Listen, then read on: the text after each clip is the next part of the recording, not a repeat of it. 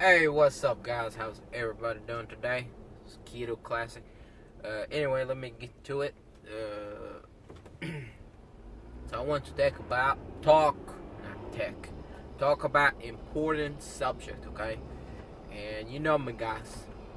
If you don't know me, I always talk about important shit. Anyway,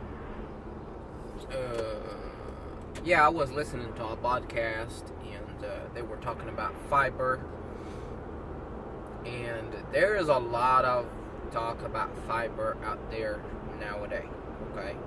And for so long, a lot of people recommend eat more fiber. Fiber is good. Fiber is good. Fiber is great. Fiber is blah blah blah. But now we find a lot of people, they say, oh, fiber is bad, fiber is not good for you, you don't need the fiber, and, things like that. I mean, for the average person, okay, it's very confusing, it's very confusing, with the carnivore diet, really, getting famous, and more people get on the carnivore diet. And if you there's a video I made about my carnivore experiment. If you haven't watched that, please go watch that, just to know the side effects of the carnivore diet, the good and the bad. I don't talk about the good only or bad only, so I talk about the good and the bad. And make your determination, okay, if you want to go carnivore or no.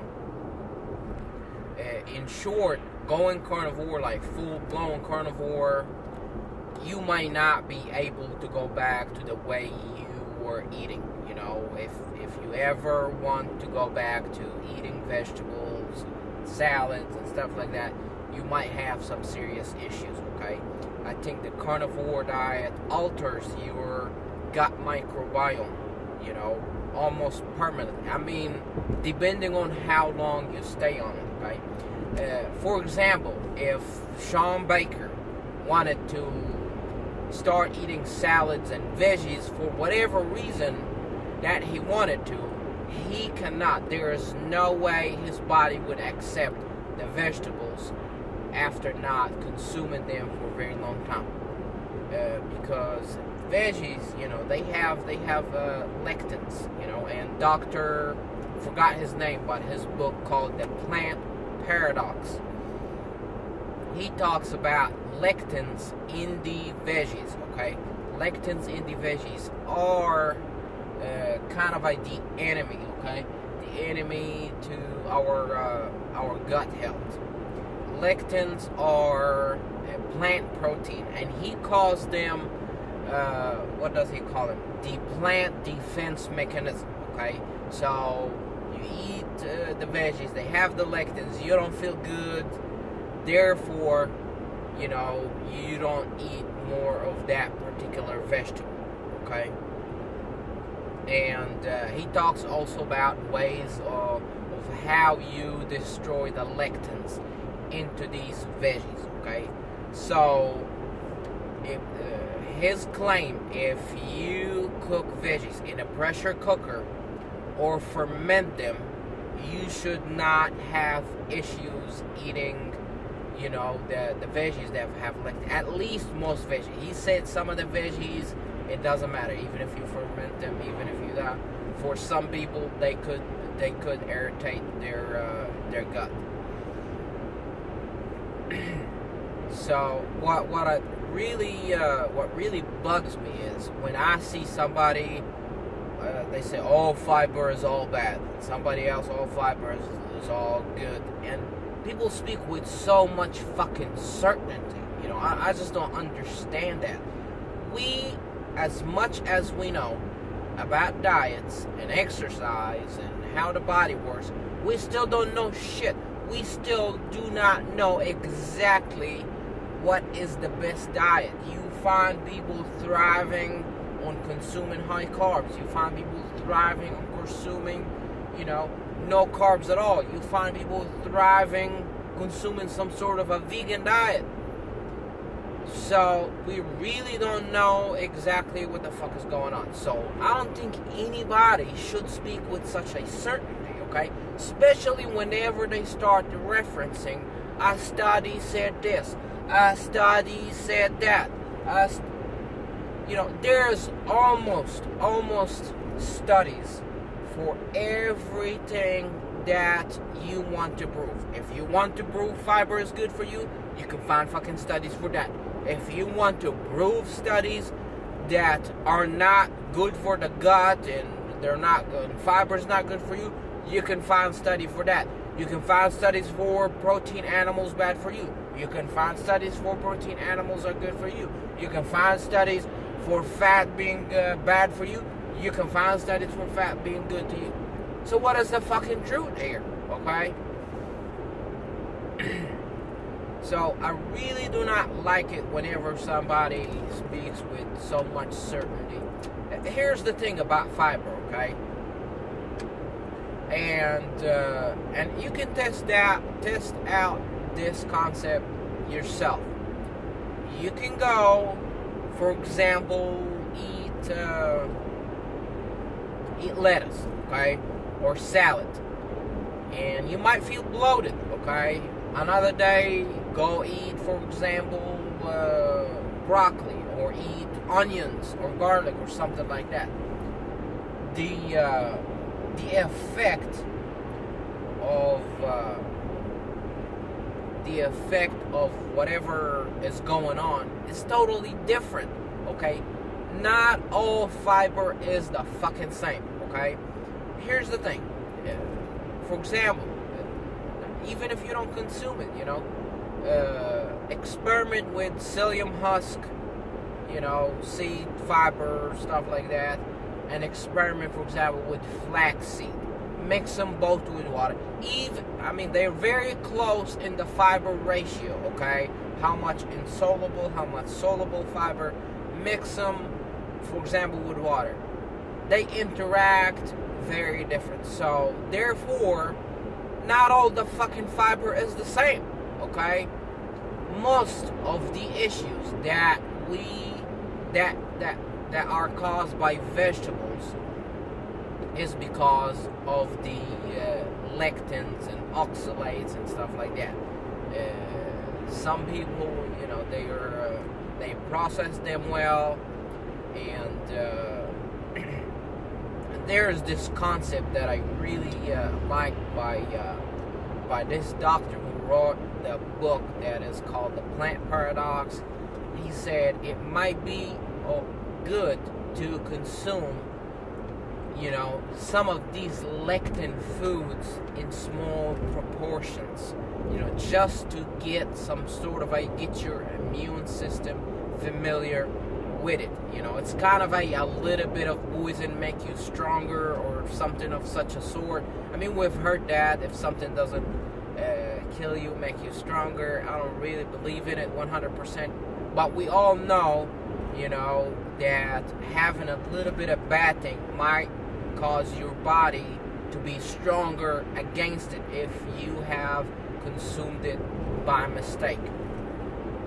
So how do you determine if fiber is good or bad?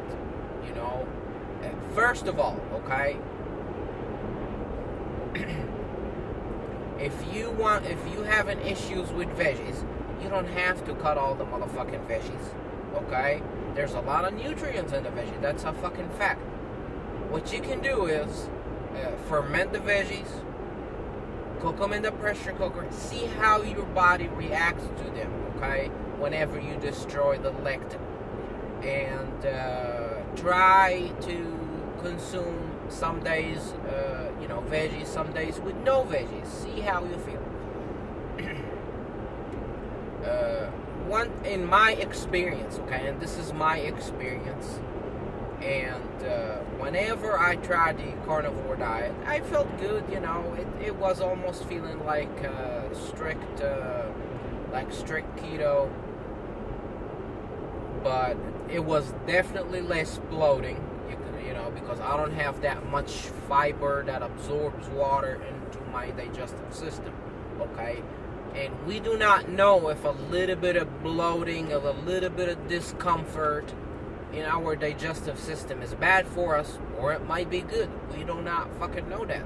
Okay, no, I'm not bloated, so everything is good. I'm not bloated. That's it. That means carnivore is the best diet in the world. So being bloated is the marker of health now. Anyway, what else? Lost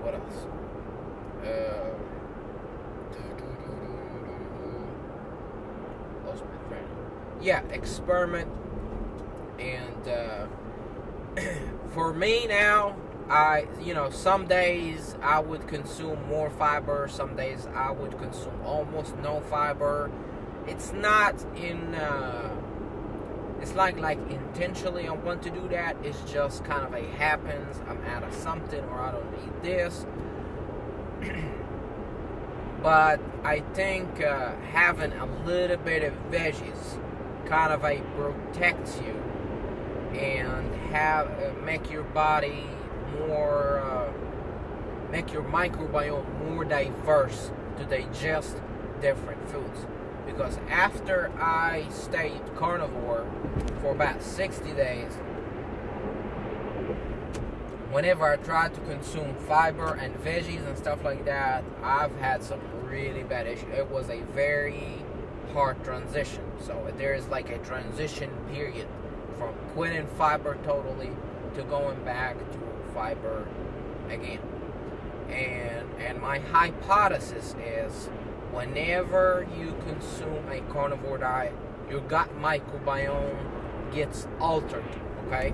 It gets altered, and you do not have the same strains of bacteria that used to digest the veggies, okay? And and this is still my hypothesis. I'm not sure if it's true or not. And I think whenever you consume a carnivorous diet, your gut digestive system gets colonized by fish. I call it vicious, okay? The meat-loving bacteria. These bacteria, they do not like to share. I don't think they want to live with the veggie-loving bacteria, okay? I think they want to dominate. And one of the reasons is whenever you go carnivore, it's very easy to stay carnivore, okay? You start craving meat only. And there is a lot of research on the connection of mental health and gut microbiome. There is a very big connection between them as well. It has something to do with mood. It has something to do with the happiness hormones, like dopamine, serotonin, and stuff like that. They're not called the happiness hormones, but you get what I mean. I mean, they are kind of like the happiness hormones. But anyway, what else I was saying? Yeah. And I've seen, and I might be wrong, okay, but here's the thing. There's a lot of YouTube channels out there who've been keto or whatever diet on. I feel their personality have changed after they went carnivore, okay? And I might be wrong. You can determine for yourself. Go see their older videos whenever they were consuming, regular foods, okay? Whatever, ketogenic diet, plant-based, whatever it is. I see that in the past, they were a little bit different. I'm not gonna say they are worse after the carnivore, but I feel they are more, after being on carnivorous diet, they tend to go towards, debates, critiquing veganism, and stuff like that. Is it because of the carnivore diet? I do not know. I'm not really sure. It's I think this should be further studied. Okay. I mean, some channels they were very informational. Now they all what they do about is debating other vegans and what the vegan says and what is this vegan does and blah blah blah, shit like that. I don't know if they do it for the views or something. I don't know. But anyway, this video is getting too long. Thank you guys for tuning in. Please subscribe. Consider subscribing. I do a lot of experiments, a lot of good stuff. I love talking about keto. I've been doing keto for a very long time. And I will bring you guys some really good information and different perspective. And that's it. Have a great day. Stay away from the sugar. And sorry that I'm wearing work clothes and I'll look kind of nasty. And have a great day.